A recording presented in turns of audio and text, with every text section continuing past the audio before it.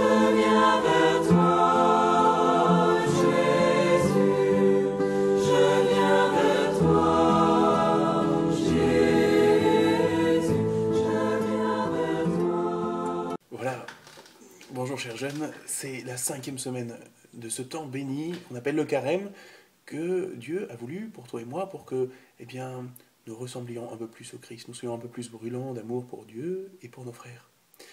Alors, aujourd'hui, avec les 3 moyens que je te rappelle, les 3 moyens du carême, lesquels sont-ils? Prière, partage, pénitence. Prière, partage, pénitence. Ces 3 moyens que nous essayons de vivre tous les jours, comme 1 milliard de catholiques essayent de vivre chaque jour, pendant ces 40 jours du carême, pour se préparer à la joie de Pâques.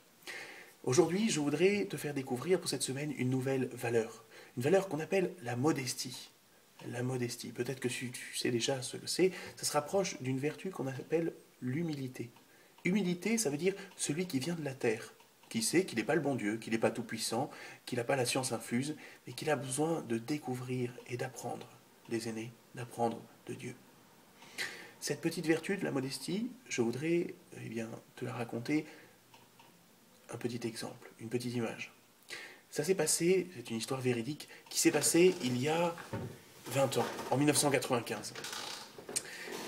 On la connaît par la transcription d'une communication radio qu'il y a eu entre un bateau de la marine de guerre américaine et les autorités canadiennes, au large de la côte canadienne. Alors, écoute bien. Les premiers étaient les Américains sur leur navire, à la radio. Veuillez vous dérouter de 15 degrés nord pour éviter une collision, à vous, les Canadiens. Veuillez plutôt vous dérouter de 15 degrés sud pour éviter une collision, à vous. Ici, le capitaine d'un navire des forces navales américaines. Je le répète, veuillez modifier votre course, à vous. Non, veuillez dérouter, je vous prie, à vous, les Américains. Ici, le porte-avions USS Lincoln, le second navire en importance de la flotte navale des États-Unis d'Amérique. Nous sommes accompagnés par 3 destroyers, 3 croiseurs et un nombre important de navires d'escorte. Je vous demande de dévier de votre route de 15 degrés nord où des mesures contraignantes vont être prises pour assurer la sécurité de votre navire. Je vous l'ordonne, à vous. Les Canadiens. Ici, les gardes-côtes canadiens, vous vous adressez à un phare, à vous. Tu comprends cette petite histoire, un petit peu rigolote, mais qui montre un peu cet orgueil de ce navire américain, de ces commandants de guerre américains, qui ne voulaient même pas comprendre, qui étaient tellement sûrs d'eux, tellement peu dans la modestie, qu'ils ne pouvaient pas comprendre qu'ils ne s'adressaient pas à un bateau, mais à un phare, et que le phare ne pouvait pas dévier sa route parce qu'il était fixe. Voilà un petit peu cette histoire rigolote pour te montrer ce qu'est l'inverse de la modestie, ce qu'on appelle un peu l'orgueil ou la vantardise. Tu comprends, la modestie, c'est une qualité qu'on attribue à une personne qui ne va pas se mettre en avant, qui est discrète, qui a une certaine retenue, qui n'est pas crâneur ou vantarde. Pourquoi est-ce qu'elle est importante, cette vertu de la modestie? Parce que, en fait, elle nous permet de reconnaître humblement, qu'on n'est pas le bon Dieu, qu'on a des insuffisances, qu'on a des qualités, bien sûr, mais qu'on a aussi des défauts. Et que nos qualités, nos capacités, il faut les exploiter au service du bien, sans attirer l'attention à nous, sans chercher les applaudissements. Pourquoi la vivre encore, la modestie? Parce que, tu le sais aussi bien que moi, une personne qui serait toujours à crâner, toujours à chercher les applaudissements, on n'a pas vraiment envie d'être son ami.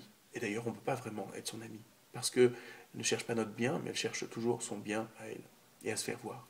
Donc, tu vois, la modestie, elle est importante dans nos relations avec les autres, elle est importante pour grandir, et c'est une vertu qui est importante aussi pour voir le monde tel qu'il est.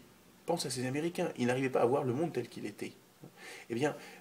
Nous aussi, pour voir le monde, pour découvrir le monde tel qu'il est, il faut cette vertu de la modestie.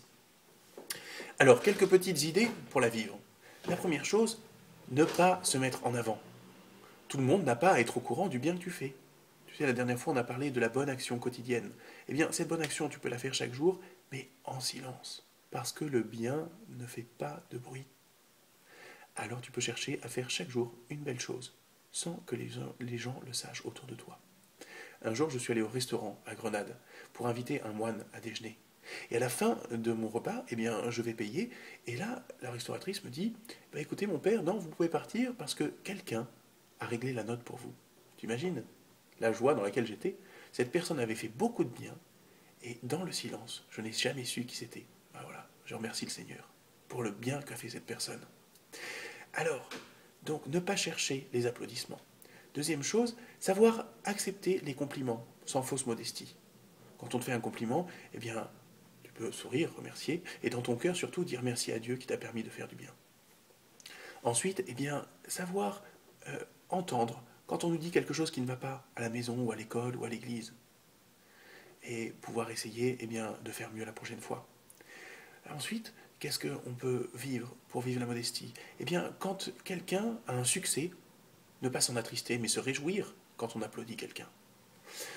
Ensuite encore, eh bien, essayer d'être patient avec les autres, comme souvent on essaye d'être patient avec toi. Essayer de ne pas être trop susceptible quand on fait des reproches, eh bien, pouvoir les accepter. Savoir découvrir les qualités des autres. Voilà, tu vois, il y a beaucoup de moyens d'avancer vers la modestie. Et tu vois, le Christ qui est là à présent, eh bien, nous dit, si vous voulez être grand, il faut vous faire petit. Si vous voulez devenir des grands saints, il faut chercher à être le plus petit, le plus modeste. Voilà, alors peut-être maintenant, eh bien, on peut demander, toi et moi, dans notre cœur, après avoir terminé cette vidéo, on ferme les yeux, on descend dans notre cœur, et puis on peut demander au Christ, voilà, donne-moi la grâce de me reconnaître petit, d'être modeste et humble. Amen.